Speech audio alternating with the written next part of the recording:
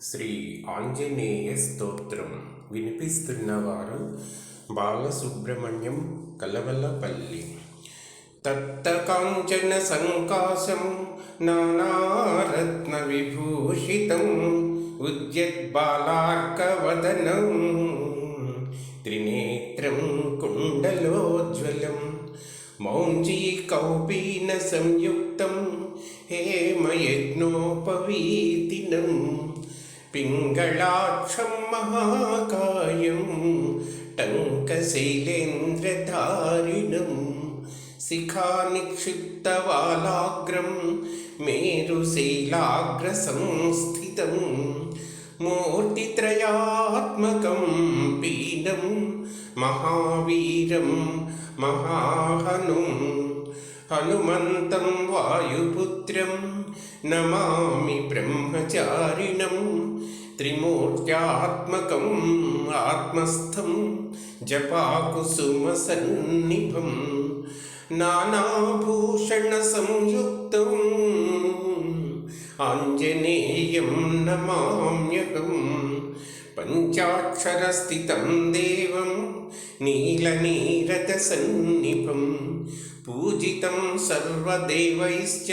రాక్షసాంతం నమామ్యహం అచలద్యుతి సంకాశం సర్వాలంకారభూషితం షడక్షరస్థితం దేవం నమామి కపినాయకం తప్తస్వర్ణమయం దేవం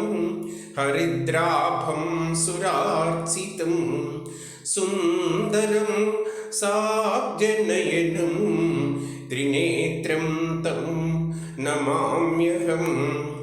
అష్టాక్షరాధిపం దేవం హీరవర్ణసముజ్వలం నమామి జనతావంద్యం లంకాప్రాసాదభంజనం అతసీ పుష్పసంకాశం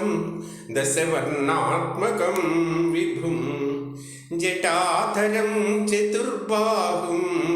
నమామి కపినాయకం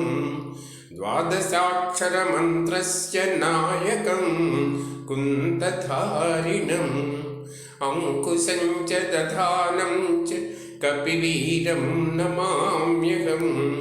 త్రయోదశాక్షరయుతం సీతాదుఃఖనివారిణం పీతవర్ణం లసత్కాయం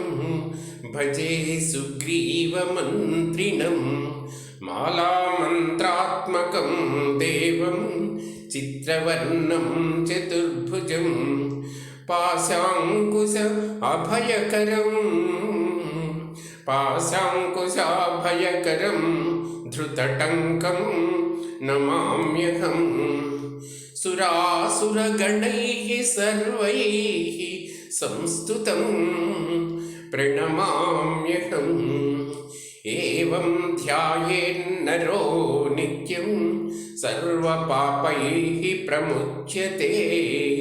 ప్రాప్నోతి చింతితం కార్యం శీఘ్రమేవ న సంశయః. ఇది ఉమాసంహితాయాం ఆంజనేయ స్తోత్రం.